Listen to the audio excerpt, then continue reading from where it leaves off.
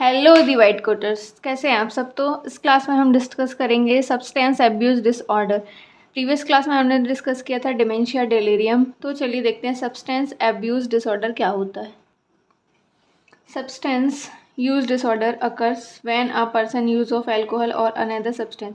जो पर्सन है वो अल्कोहल यूज़ करता है, कंजम्पशन करता है अल्कोहल का और अदर सब्सटेंस का, ड्रग्स का, लीड टू हेल्थ इशू। इसमें ही जो रहता है वो हेल्थ प्रॉब्लम, हेल्थ इशू अकर हो जाते हैं एट वर्क, स्कूल और होम्स में। इसमें क्या होता है, एग्जैक्ट कॉज जो रहता है वो अननोन रहता है।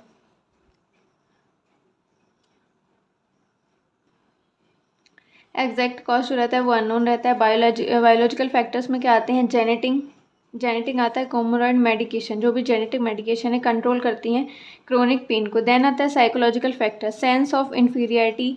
इसमें क्या रहता है, जो मतलब कोई भी ऐसा पर्सन होता है जिससे गुड मतलब अच्छी वाइब्स नहीं आती हैं, नेगेटिव जो भी थॉट्स आते हैं, नेगेटिव वाइब्स रहती हैं, वो sense of inferiority.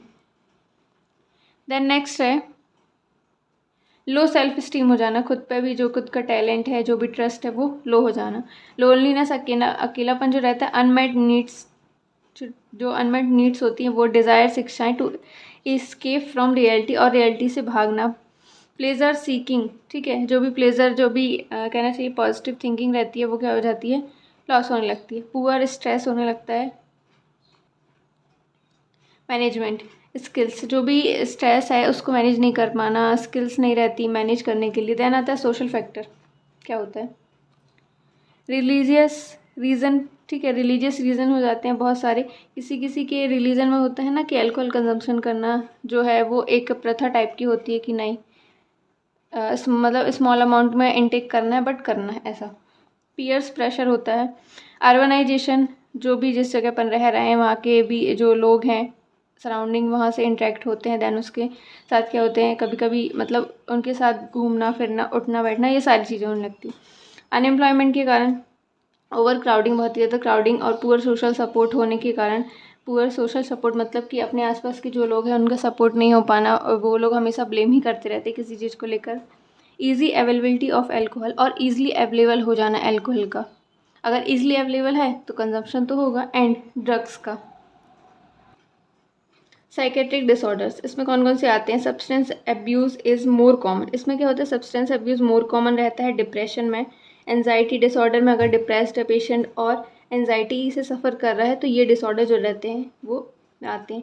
Anti social personality है, अगर वो सोशली जो रहता है वो एक्सेप्टेबल नहीं है, अनसोशल है, लोगों से बहुत दूर, अकेली अपनी दुनिया में पर्सनालिटी। एंड सिजोफ्रेनिया मतलब बिहेवियर डिसऑर्डर वाली। ये क्लासिफिकेशन है, इसमें देखते हैं कैसे क्लासीफाई किया गया है। तो first F10 alcohol related disorder, इसमें अल्कोहल से रिलेटेड डिसऑर्डर्स आएंगे। F11 में ओपॉइड रिलेटेड डिसऑर्डर, ओपॉइड मतलब पेन किलर्स जो यूज़ करते हैं, दैट्स ओपॉइड्स। देन आता है F12 कैनेबीज मतलब गांजा, उससे रिलेटेड डिसऑर्डर क्या होंगे अपन देखेंगे आगे। F13 sedative, hypnotic and anxiolytic disorders, इसमें क्या होता है, जो सेडेटिव्स होते हैं हिप्नोटाइज करने के लिए दिए जाते हैं, मूड स्टेबलाइजर्स हो सकते हैं, जैसे किसी को नींद नहीं आती तो सेडेटिव्स देते हैं, मतलब एक टाइप का हिप्नोटाइज कर देना पेशेंट को, ठीक है, जो भी ड्रग्स है उसके थ्रू। F14 में क्या है, F14 कोकेन देते हैं। रिलेटेड डिसऑर्डर, इसमें क्या रहता है, ये कलरलेस वाइट क्रिस्टलाइन एल्कलॉइड होती है, एक्सट्रीम फ्रॉम, ये कोका लीव्स से बनती है। F12 क्या होता है, अदर स्टिमुलेंट रिलेटेड डिसऑर्डर, जो भी अदर स्टिमुलेंट है उनसे related disorder. Then F16 hallucinogen related disorder. F17 nicotine dependence, जो निकोटीन पर डिपेंडेंट होते हैं, जैसे केमिकल, जो भी टोबैको रहता है उसमें केमिकल फाउंड होते हैं ना, वो उसमें भी लीव्स होती हैं, टोबैको लीव्स, उससे हिप्नोटाइज होते हैं, वो निकोटीन्स डिपेंडेंस होते हैं। जैसे F18 है इनहेलेंट रिलेटेड डिसऑर्डर, ठीक है, इसमें इनहेलेंट से रिलेटेड डिसऑर्डर है, आगे हम डिस्कस करेंगे। देन आता है F19 other psycho active substance related disorder, इसमें और साइको एक्टिव जो पेशेंट रहते हैं उनसे रिलेटेड डिसऑर्डर्स। फर्स्ट हम देखते हैं अल्कोहलिज्म वाले पेशेंट कौन कौन से होते हैं, क्या करते हैं, ठीक है। Alcohol is a central nervous system CNS depressant, ये अल्कोहल क्या होता है, CNS डिप्रेसेंट होता है, अफेक्ट करता है सारे बॉडी टिश्यू को और ऑर्गन्स को। Then physically dependency in a biological need और अल्कोहल टू अवॉइड फिजिकल, कुछ लोग जो रहते हैं वो क्या रहते हैं, टोटली डिपेंड हो जाते हैं, बायोलॉजिकल डिपेंडेंस हो जाते हैं किस पे, अल्कोहल पे। अवॉइड फिजिकल विड्रॉल सिम्टम, इस पे क्या होता है, अल्कोहल जो लोग भी अगर मतलब कंटिन्यू कंजप्शन कर रहे हैं, लेकिन अगर कुछ टाइम के लिए वो लोग अल्कोहल जो रहते हैं उसको इनटेक करना बंद कर देते हैं, तो इस पे क्या होता है, फिजिकली अफेक्ट पड़ता है जो बॉडी है उस पर, सिम्टम्स अकर होने लगते हैं, विड्रॉल सिम्टम्स आते हैं। विड्रॉल सिम्टम्स मतलब जो भी मतलब कोई भी जो चीज़ आप कंटिन्यू इनटेक कर रहे हो और कुछ टाइम के लिए आपने उसको क्या हुआ, स्टॉप कर दिया, तो उससे विड्रॉल सिम्टम्स अकर होने लगते हैं। Then whereas psychological dependence refers to craving for the subjective effect of alcohol। इससे क्या होता है, जो पेशेंट रहते हैं उनको बहुत ही ज़्यादा क्रेविंग होती है जो भी चीज़ इनटेक कर रहे हैं। यहाँ पे अल्कोहल हो रहा है तो अल्कोहल की बात चल रही है, तो यहाँ पे क्या होता है, अल्कोहल बहुत ही ज़्यादा इनटेक करने लगते हैं तो उनको क्रेविंग होने लगती है। Then craving is a powerful urgent desire for something. Craving क्या होती है, एक पावरफुल स्ट्रॉन्ग डिज़ायर होती है, वो चीज़ चाहिए ही अगर उनको क्रेविंग हो रही है तो। देन इंटॉक्सिकेशन क्या होता है, blood alcohol content of 0.1, blood में एल्कोहल 0.1% जो रहता है वो कंटेन रहता है 100 mg एल्कोहल पर DL blood. 100 mg milligram alcohol जो रहता है वो ब्लड में प्रेजेंट रहता है और इससे ज़्यादा भी हो सकता है। देन क्लासिफिकेशन ऑफ एल्कोहलिक्स, कैसे क्लासीफाई किए हैं एल्कोहल्स को, तो देखते हैं। Classification of alcoholics, alpha, beta, gamma, delta, इनमें क्लासीफाई किया है। सबसे पहले अल्फ़ा देखते हैं। अल्फ़ा में एल्कोहलिक्स जो पेशेंट रहते हैं उनको कैटेगराइज किया गया है कि इसमें ये वाले पेशेंट रहते हैं। पहला है अल्फ़ा, इमोशनल ड्रिंकिंग, जो भी इमोशनली ट्रॉमा में होते हैं, जैसे फाइनेंशियल इशू है या फिर किसी लव्ड वन की डेथ हो गई, ये वाले इमोशनल ड्रिंकिंग मतलब जो भी इमोशनल स्ट्रेस में रहते हैं ऐसे लोग। ये hallmark of alpha alcoholism, they took alcohol to relieve, ऐसे लोग क्या करते हैं, टेंशन को रिलीव करने के लिए लेते हैं, स्ट्रेस से प्रिवेंट करने के लिए रहते हैं। जैसे बहुत ज़्यादा स्ट्रेस है तो अल्कोहल कंजप्शन से ये थोड़ा रिड्यूस हो जाता है शॉर्ट टाइम के लिए। एंजाइटी हो रही है तो ले लेते हैं, और सैडनेस है अगर ज़्यादा तो ले लेते हैं। ये अल्फ़ा वाले किस में आते हैं, इमोशनल ड्रिंकिंग में आते हैं।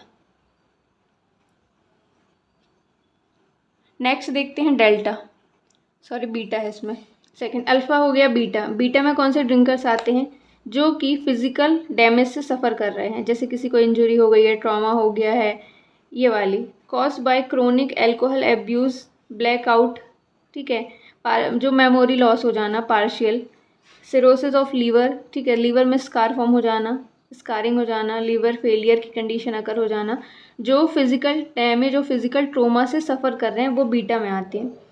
जैसे एग्जाम्पल देख, but they do not have a physical और साइकोलॉजिकल डिपेंडेंस, बट ये क्या है, फिजिकल और साइकोलॉजिकली डिपेंड नहीं है अल्कोहल पे, बट ये कुछ टाइम के लिए ले रहे हैं जब वो सफ़र कर रहे हैं फिजिकल डैमेज से।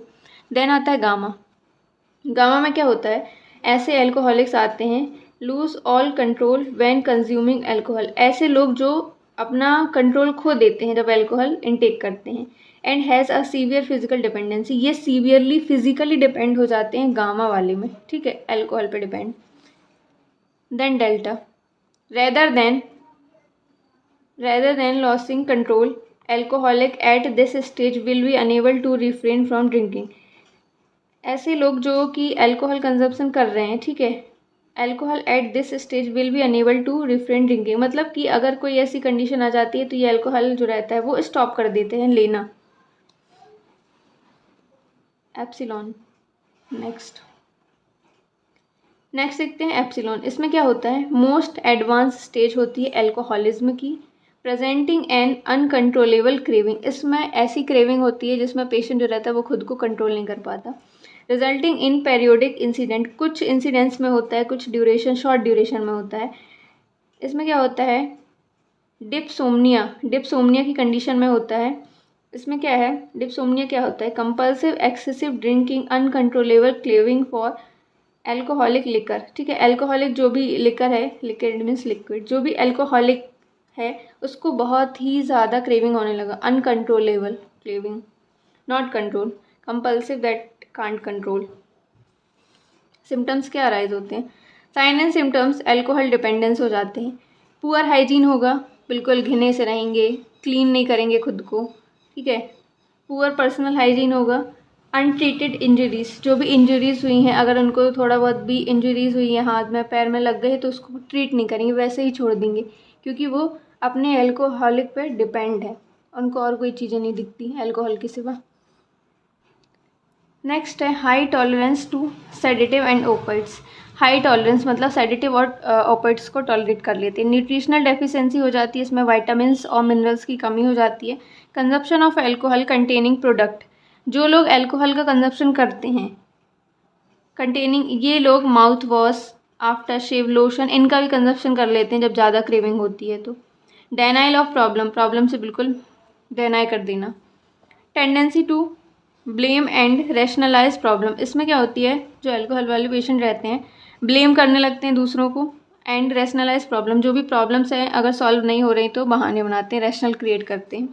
देन क्या क्या कॉम्प्लिकेशन होते हैं, फर्स्ट देखते हैं विटामिन बी डेफिशिएंसी होने लगती है, कॉजिंग पेरीफेरल न्यूरोपैथीज, इसमें क्या होता है न्यूरोपैथी जो रहती है पेरीफेरल वो कॉज होने लगती है, डैमेज होने लगती है और डेफिशिएंसी होने लगती है पेरीफेरल नर्व्स की, जैसे मूवमेंट, सेंसेशन, ऑटोमेटिक फंक्शन जो रहते हैं वो। देन वर्निक कॉर्सकॉफ सिंड्रोम क्या होता है, ये न्यूरोलॉजिकल डिसऑर्डर होता है जो सीवियर थायरामाइन डेफिशिएंसी से होता है, B1 वेरी कॉज होने लगता है। B1 deficiency causes damage to the brain damage cause करता है, थैलमस और हाइपोथैलमस को अफेक्ट करता है। देन आता है वर्निक्स एंसेफेलोपैथी हो जाना, नर्व फंक्शन जो रहता है वो डिस्टर्ब हो जाता है। रिप्रेजेंट द एक्यूट फेस, ये एक्यूट फेस में होता है। Then acute phase of the disorder, ये एक्यूट फेस डिसऑर्डर में होता है। और जो cause of amnesia memory loss जो सिंड्रोम होता है वो रिप्रेजेंट करता है इस डिसऑर्डर को प्रोग्रेसिंग बिहेवियर में। टू क्रोनिक और लॉन्ग लास्टिंग, ये एक्यूट से स्टार्ट होता है, लॉन्ग लास्टिंग ये चलता है।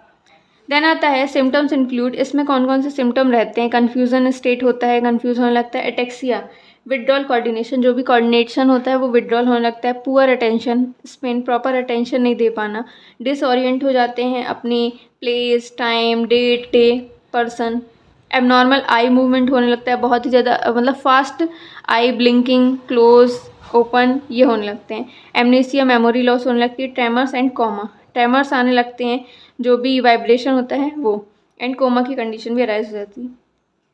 ट्रीटमेंट इन्वॉल्व, इसमें क्या क्या ट्रीटमेंट इन्वॉल्व होता है, रिप्लेसमेंट ऑफ थायामाइन को रिप्लेस करते हैं, बॉडी में एडमिनिस्टर करते हैं आईवी के थ्रू, आईएम के थ्रू, प्रोवाइड करते हैं प्रॉपर न्यूट्रिशन और hydration. Alcoholic induce persistent amnesia disorder, इसमें क्या होता है एल्कोहलिक इंड्यूस, जो एल्कोहल से जो भी एमनीशिया जो कॉज होता है एल्कोहल कंटिन्यू लेने से एमनीशिया कॉज होने लगता है, मेमोरी धीरे धीरे लॉस होने लगती है और ये कंटिन्यू होती है परसिस्टेंट वे में। हेपेटाइटिस हो सकता है, cirrhosis of liver, scar form हो जाना, ठीक है। हेपेटाइटिस जो रहता है वो लीवर डिसीज होता है। ईसोफेजाइटिस, जो ईसोफेगस रहती है उसमें इन्फ्लेमेशन इन्फेक्शन हो जाए, गैस्ट्राइटिस म्यूकस मेम्ब्रेन में, पैनक्रियाटाइटिस पैनक्रियाज में इन्फ्लेमेशन इन्फेक्शन, एनीमिया, जो भी ब्लड है, ठीक है, HB लेवल है वो डिक्रीज हो जाता है, कार्डियक डिसऑर्डर्स होने लगते हैं। देन आता है एक्यूट इंटॉक्सिकेशन, बहुत ही कम इंटॉक्सिकेशन जो रहता है वो होता है, तो क्या चीज़ें होती हैं, also known as alcohol poisoning, इसको एल्कोहल पॉइजनिंग भी बोलते हैं। Acute alcoholic intoxication is a condition associated with drinking too much alcohol, ये कंडीशन क्या होती है, इसमें बहुत ही ज़्यादा टू मच अमाउंट में एल्कोहल को इनटेक करना, शॉर्ट अमाउंट ऑफ टाइम, मतलब कि कम ड्यूरेशन में बहुत ज़्यादा एल्कोहल इनटेक कर लेना। Alcohol intoxication is a serious condition, ये सीरियस कंडीशन होती है जिसमें क्या होता है विच अफेक्ट बॉडी टेम्परेचर को अफेक्ट करती है, ब्रीथिंग पैटर्न को अफेक्ट करती है और हार्ट रेट को अफेक्ट करती है, और जो भी गैग रिफ्लेक्सेस होते हैं, सडनली ये जो भी गैग रिफ्लेक्सेस होते हैं ओरल कैविटी में, जो पैलेट्स होते हैं, इनर आउटर पैलेट होते हैं, उनको अफेक्ट करती है, अपर और लोअर पैलेट को। It can also sometime lead two comma और डेथ, इसमें ज़्यादा इनटेक करने से शॉर्ट टाइम में क्या होता है कॉमा और डेथ भी कॉज हो सकता है, अकर हो सकता है। देन देखते हैं साइकोलॉजिकल चेंजेस, साइकोलॉजिकली क्या चेंजेस आते हैं, include aggressive behaviour, aggressive behaviour हो जाता है, बहुत ज़्यादा गुस्से में आ जाते हैं, मूड इंस्टेबिलिटी, मूड जो रहता है वो स्टेबल नहीं रहता, इम्पेयर्ड हो जाता है जजमेंट, देन स्लर्ड स्पीच, मतलब अनक्लियर स्पीच हो जाती है, जो भी बोलते हैं क्लियर नहीं बोलते, गुड़ गुड़ गुड़ गुड़ भी बोलते रहते हैं।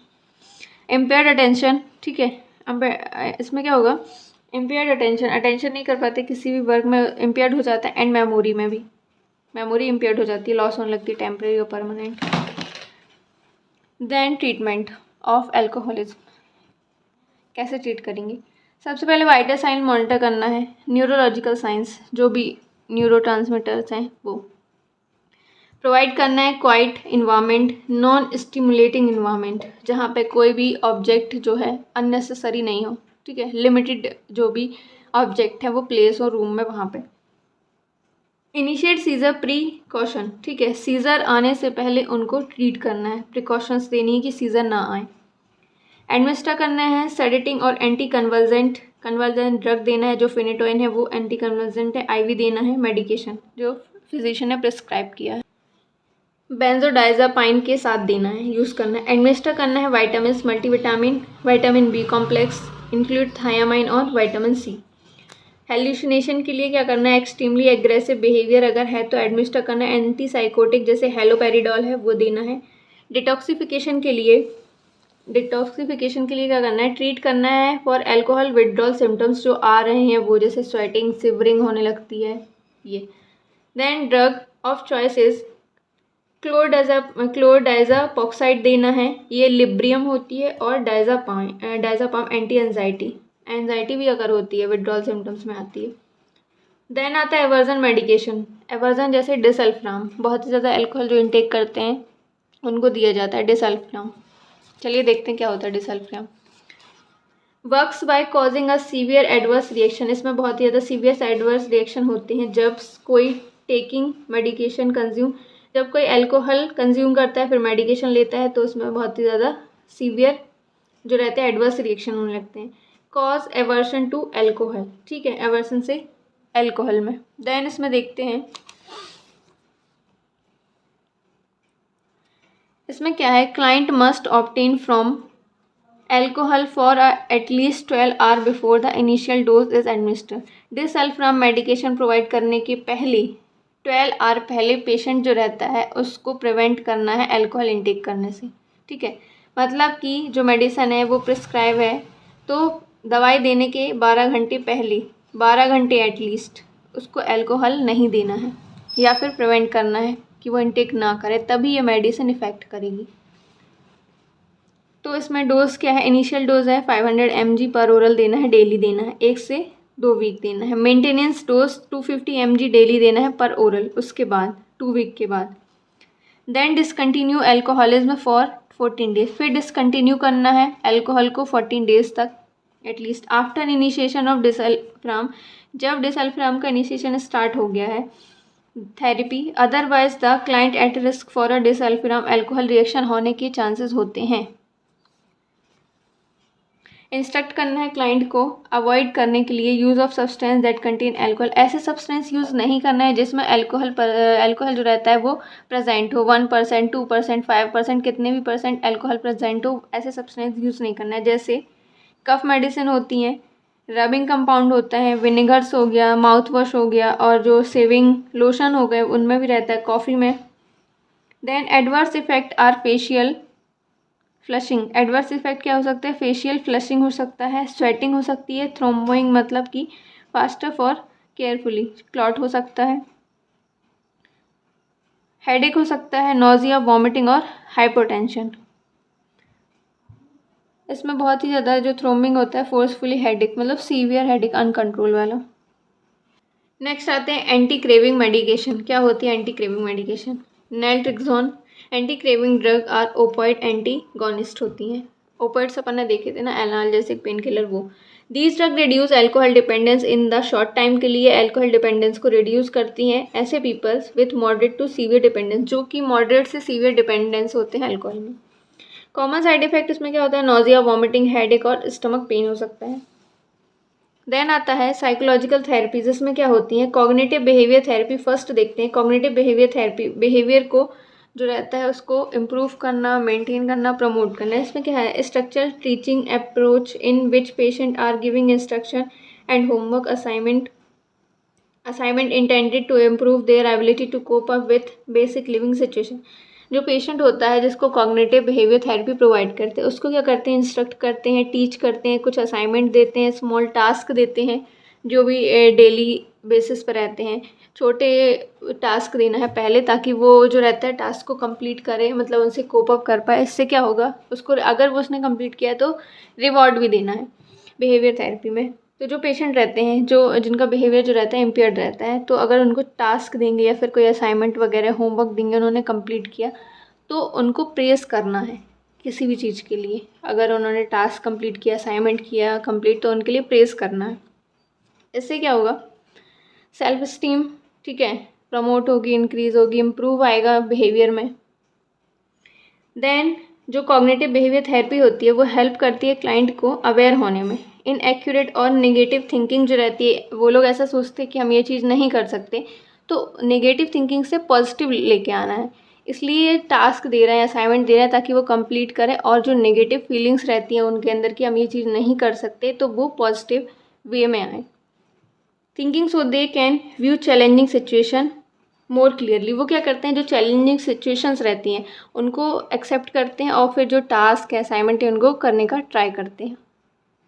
जो भी टास्क असाइनमेंट, इनमें जो भी पेशेंट रहता है उनको इन्वॉल्व करना, ताकि वो भी जो रहते हैं ना, उनका माइंड डाइवर्ट ना हो, जो भी विड्रॉल सिम्टम्स है वो करना हो, या फिर किसी चीज़ से वो एडिक्टेड हैं तो उनसे उस चीज़ को प्रिवेंट करना। Clearly and respond to them in a more effective, ये क्लियरली और रिस्पॉन्ड करते हैं बहुत ही ज़्यादा इफेक्टिव वे में। देन आता है इंट्रैक्शनल ग्रुप थेरेपी। इसमें क्या होता है, इंट्रैक्शनल ग्रुप थेरेपी में लोग जो रहते हैं, पीपल्स, जो भी डिफरेंट टाइप ऑफ डिसऑर्डर वाले पेशेंट जो रहते हैं हॉस्पिटल में, जो भी मेंटल हॉस्पिटल होता है वहाँ पेशेंट को क्या करते हैं, इंटरेक्ट करते हैं एक दूसरे से। जो भी डिफरेंट डिसऑर्डर वाले पेशेंट रहते हैं उनको भी इंटरेक्ट करते हैं। तो इसमें क्या होता है, ग्रुप थेरेपी में इंटरेक्शन होता है, तो वो लोग मतलब कि बातें करते हैं, टास्क कंप्लीट करते हैं, कोई भी मतलब एक्टिविटी करते हैं जो उनको जो चीज़ें पसंद होती हैं।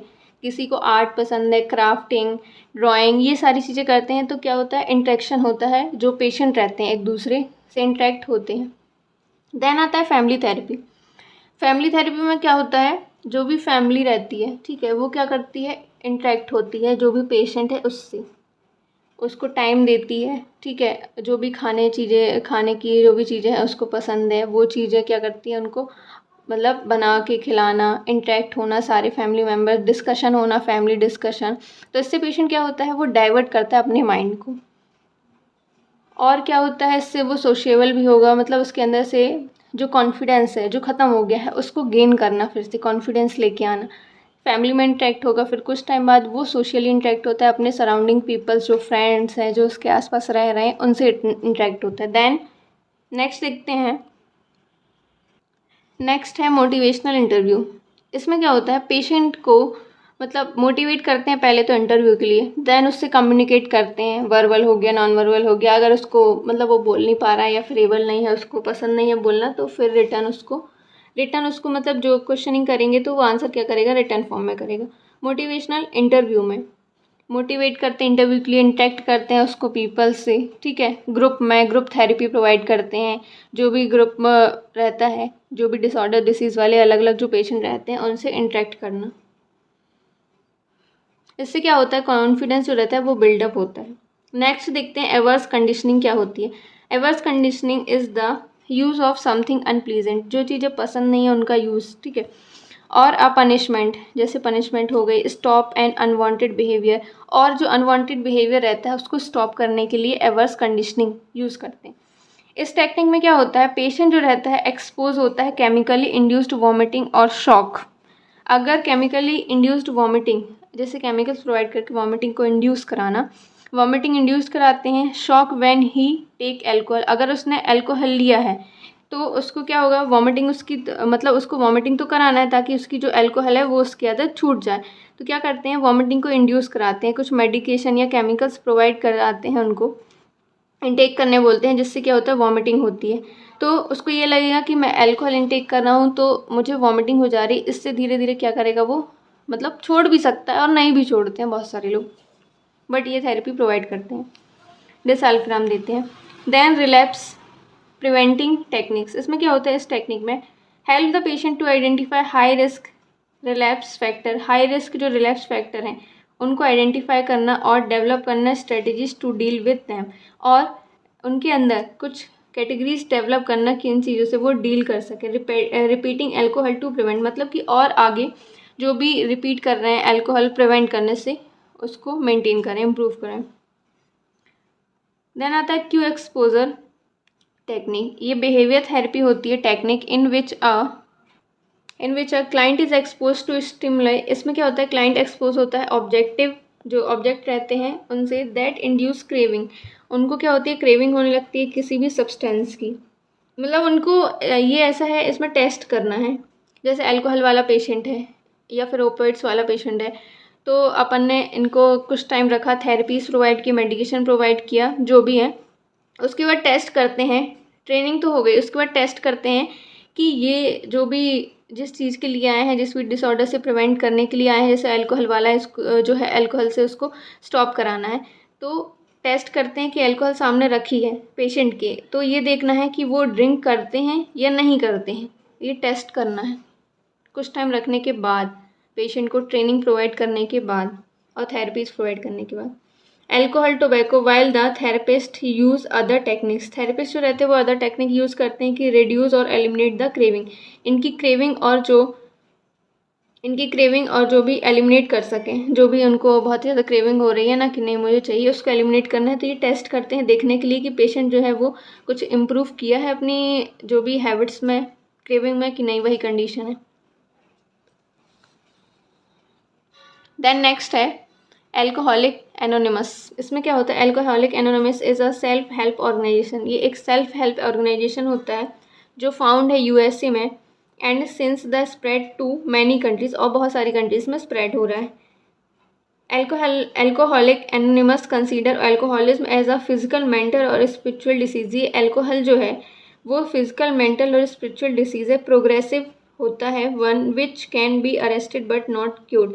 ये इसको हम जो रहता है वो कम कर सकते हैं लेकिन हम क्योर नहीं कर सकते हैं। और जो एल्कोहलिक एनोनिमस होता है offer a very strong support network है यूजिंग ग्रुप मीटिंग। इसमें ग्रुप मीटिंग्स होती हैं इसको प्रिवेंट करने के लिए।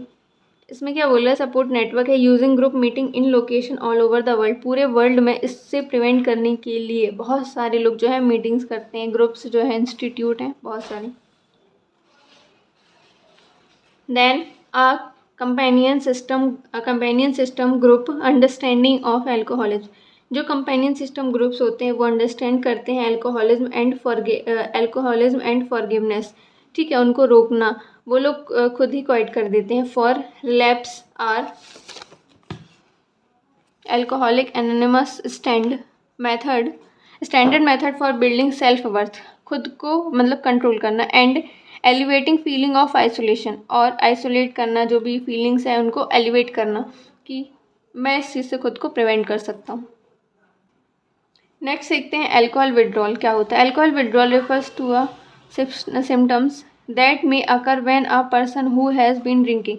ऐसे पर्सन जो ड्रिंकिंग करते हैं too much alcohol on a regular basis पर सडनली स्टॉप कर देते हैं ड्रिंकिंग और एल्कोहल। साइन सिम्टम्स क्या आकर होते हैं विड्रॉल सिम्टम्स में। अर्ली साइन डेवलप होता है within a few hours में आफ्टर सीजेशन, जब स्टॉप करते हैं alcohol intake. These sign peak after 24 से 48 आवर में, ये पीक लेवल पे होता है, एंड देन रैपिडली डिसअपियर भी हो जाता है। अर्ली सिम्टम क्या होता है, एंजाइटी, हाइपर अलर्टनेस, बहुत ज़्यादा पेशेंट अलर्ट हो जाता है, शेकी हैंड्स, ठीक है, and headache, nausea, vomiting, insomnia, नींद नहीं आती, स्वेटिंग होती है, हाइपरटेंशन, ठीक है, बीपी इंक्रीज, टैकीकार्डिया, जो पल्स रेट है वो इंक्रीज हो जाती है। देन मोर सीरियस प्रॉब्लम जो रहती है वो हेलुसिनेशन, ऑब्जेक्ट जो है वो एब्सेंट है बट लग रहा है कि कुछ चीज़ प्रेजेंट है। हेलुसिनेशन, सीजर्स आने लगते हैं, डिलेरियम की कंडीशन अकर होने लगती है, कन्फ्यूजनल स्टेट, ट्रेमर्स आने लगते हैं। देन विड्रॉवल डिलेरियम क्या होता है, delirium tremens, the state of delirium usually peak 48 से 72 आवर में पीक लेवल पे पहुंच जाता है आफ्टर सेजेशन और रिडक्शन ऑफ द इंटेक, अगर स्टॉप कर दिए हैं जो भी अल्कोहल इंटेक है वो। मोस्ट सीरियस फॉर्म होता है अल्कोहल का विड्रॉल। कॉमन फीचर क्या होते हैं, डिसऑरिएंट हो जाता है पेशेंट, पुअर अटेंशन हो जाती है, विजुअल और टैक्टाइल हेलुसिनेशन, विजुअल प्रॉपर दिखाई नहीं देता, विजुअलाइज नहीं हो पाता है, टैक्टाइल, ठीक है, टच, ऐसा लगता है कोई टच कर रहा है, ऐसी फीलिंग आती है, डिल्यूजन होने लगता है, अनशेकेबल बिलीव, एजिटेशन, ठीक है, एंजाइटी, हेजिटेशन, डिहाइड्रेट हो जाती है बॉडी, नींद नहीं आती, इंसोम्निया एंड डेथ में अकर, डेथ भी हो सकती है अगर ये सिम्टम्स सीवियर फॉर्म में होते हैं तो। ड्यू टू कार्डियोवास्कुलर कोलैप्स हो जाता है, प्रॉपर सर्कुलेशन नहीं हो पाता। देन आता है बेंजोडाइजापाइन, ये डायजापाम, वेलियम, लोराजेपाम 81 और chlordiazepoxide Librium is the treatment of choice. ये एंटी लोराजेपाम, डायजापाम ये क्या है, एंटी एंजाइटी ड्रग है। फ्लूइड एंड इलेक्ट्रोलाइट जो रहते हैं रिप्लेस करना है उनको, मेंटेन इम्बैलेंस हो गए हैं तो बैलेंस करने के लिए काम एंड क्वाइट इन्वायरमेंट और सेफ इन्वायरमेंट प्रोवाइड करना है पेशेंट को। देन ट्रीट कैसे करेंगे, बेंजोडाइजापाइन ट्रीट कैसे करेंगे, to treat panic anxiety, panic anxiety को ट्रीट करना है एंड कंट्रोल करना है सीजर्स को। Frequent use of benzodiazepine pharmaceutical agent जो रहते हैं वो यूज़ करते हैं ट्रीट करने के लिए अल्कोहल विड्रॉल सिम्टम्स को, जैसे क्लोराडाइजापॉक्साइड जो रहता है, लिब्रियम होता है 80 से 200 mg पर डे देना है, एंड डायजापाइम जो एंटी एंजाइटी है, वेलियम 40 से 80 mg पर डे देना है। तो यहाँ पे जो रहते हैं अल्कोहल विड्रॉल सिम्टम्स खत्म होते हैं। नेक्स्ट क्लास में हम ओपियोइड रिलेटेड कोकेन्स, कैनाबीस ये सारे डिस्कस करेंगे।